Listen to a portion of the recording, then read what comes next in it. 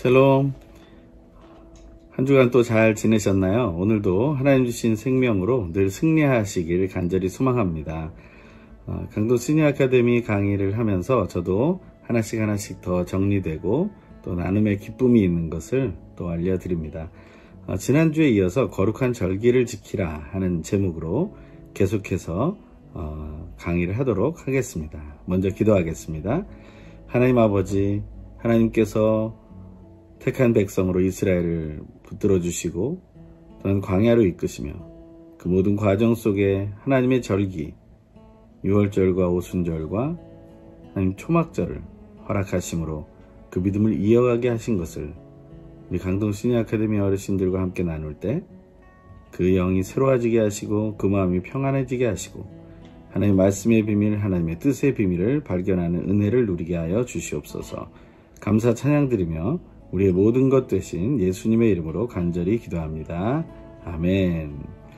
우리 지난주의 강의를 좀 기억하시면서 한 번 더 우리가 더 세밀하게 한번 살펴보도록 하겠습니다. 강의 또 들으시겠습니다. 오늘은 거룩한 절기를 지키라. 우리 지난주에 이어서 두 번째 강의 이어집니다.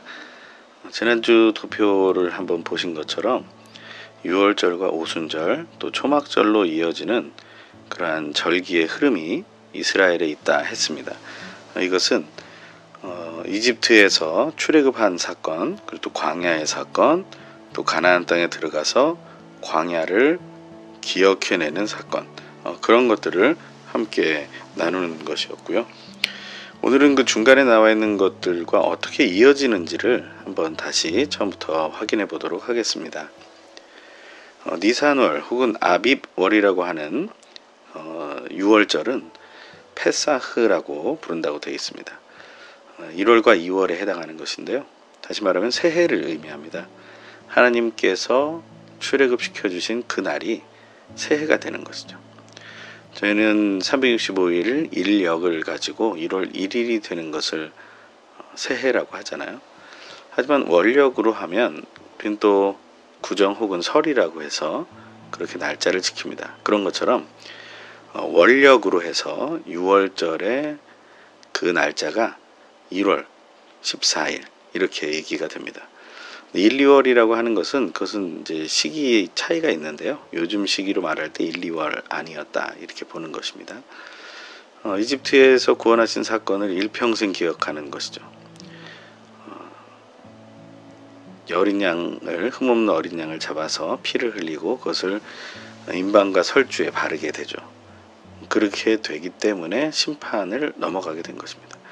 누룩 없는 빵, 그 고난의 빵이라고도 하는 것인데요. 그것과 쓴나물, 구운 양고기를 허리에 띠를 띠고 아주 급하게 먹는 것이죠. 탈출 준비하는 것입니다. 그 순간에 어떤 일이 일어나게 되냐면 이집트의 사람들, 문에 피를 바르지 않은 사람들의 장자가 다 죽임을 당하게 되죠. 가축까지도 첫 새끼가 죽었다고 되어 있습니다. 그 시작된 장소는 이집트고요. 예수 그리스도의 사건으로 보면 바로 6월절에 십자가에서 죽으신 사건이 일어나게 되죠. 그 다음에 6월절에 이어지는 절기로 해서 무교절이 있는 것입니다.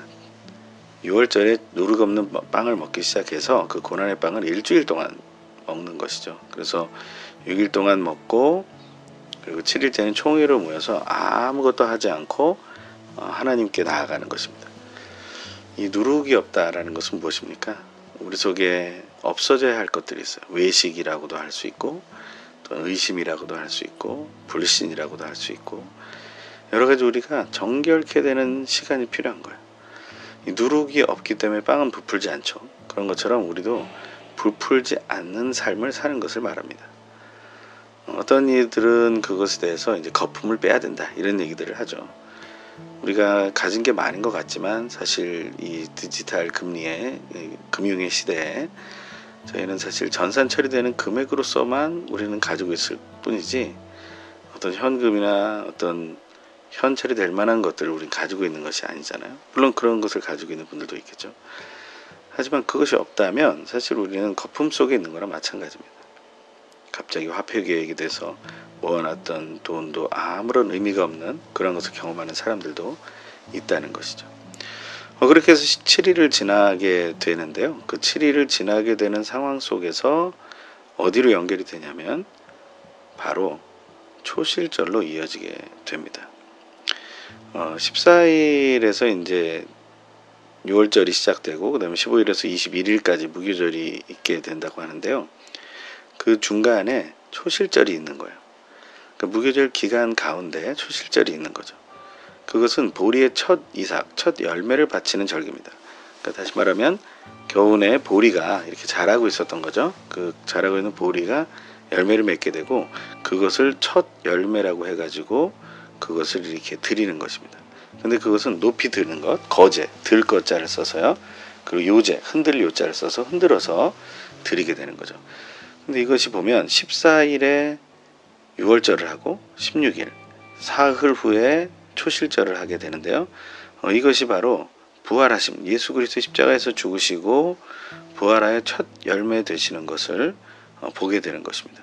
이러한 것들을 우리가 예수 그리스도의 사건과 엮어볼 수 있다는 것이 참 놀라운 것이죠. 그리고 나서 6월절이 지난 후 50일 정도가 지나게 됩니다. 그래서 그것을 77절이라고 하는데요. 곡식의 낫을 된 초실절 이후에 7주를 세고 낙헌제, 이거는 자원하는 마음으로 드리는 기쁨의 제사를 얘기하는데요. 드려 77절을 지킨다고 했어요. 7, 7, 49라고 해서 49일 지나고 나서 이때는 가족과 이웃과 함께 기뻐하는 시간을 갖는 것이죠. 추수의 기쁨입니다. 추수의 기쁨이 초실절로부터 시작돼서 오순절까지 계속된다라는 것이죠. 그것은 이집트에서 종이었음을 기억하고 율법 전수를 기념하는 그러한 절기이기도 했습니다.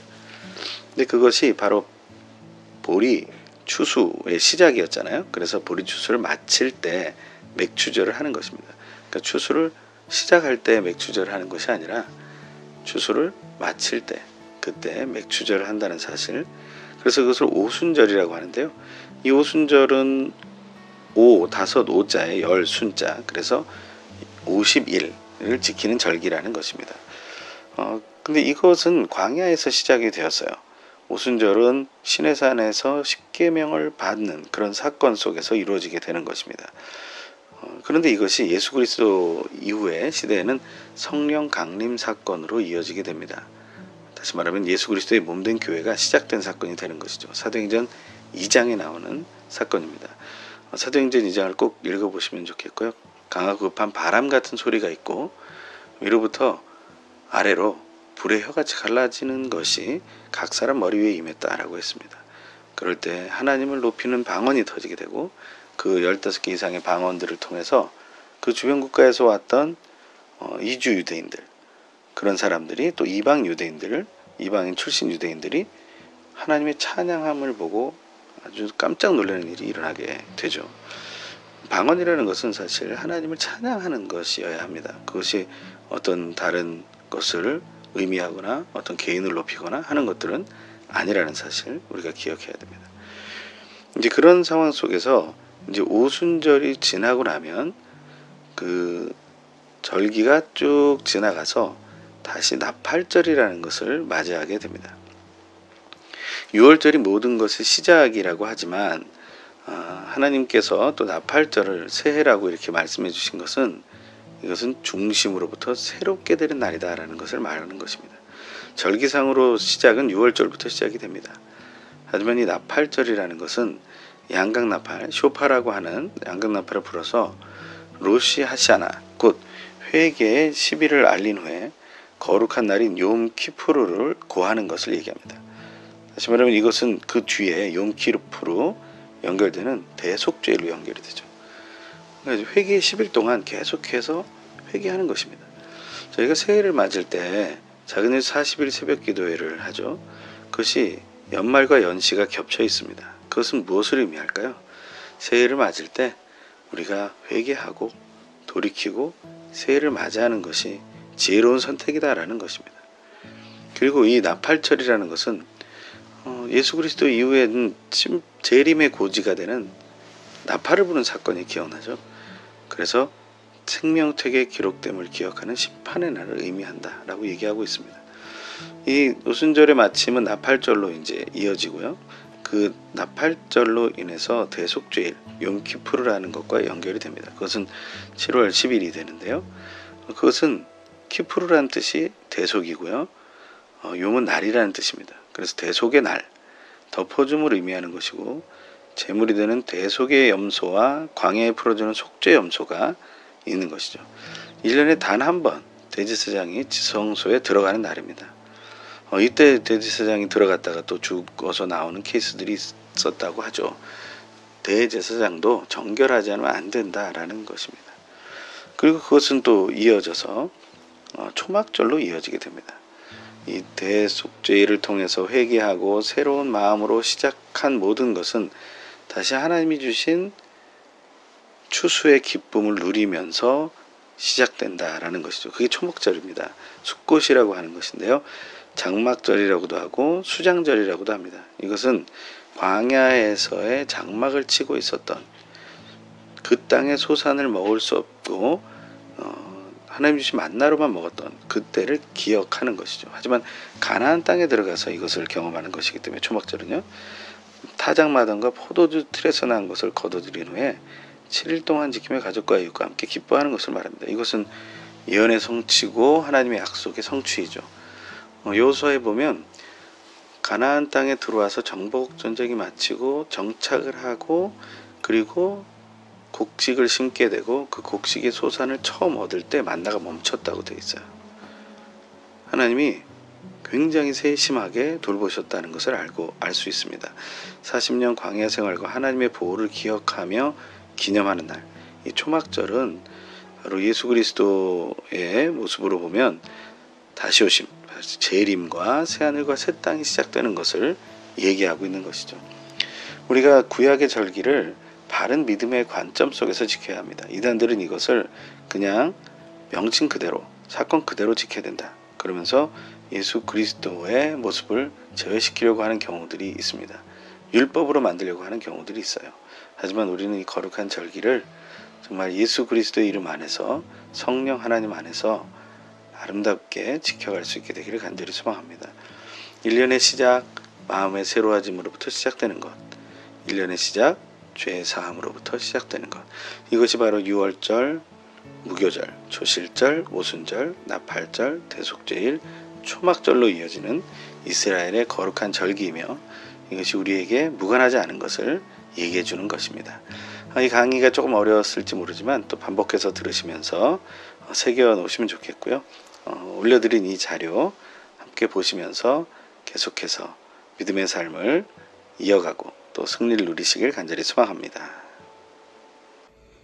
강의를 잘 들으셨나요? 지난주보다는 좀 더 세밀하게 또 이어지고 있습니다. 그 표를 전체적으로 살펴보았는데요. 그 표를 다시 또 보시면서 더 큰 은혜를 누리시길 소망합니다. 제가 기도하겠습니다. 하나님 감사합니다. 오늘도 하나님의 뜻 안에서 거룩한 절기를 지키는 것과 예수 그리스도를 믿는 우리들의 삶이 어떠해야 되는지 하나씩 하나씩 보았습니다.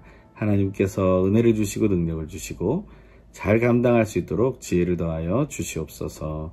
모든 것 주님께 맡기며 귀한 신의 아카데미 어르신들 한 영혼 한 영혼의 영과 마음과 몸을 정결하고 강건케 하시는 세임도 하셔서 서로 사랑하며 함께 예배할 수 있도록 인도하시는 예수 그리스도의 이름으로 간절히 기도합니다. 아멘.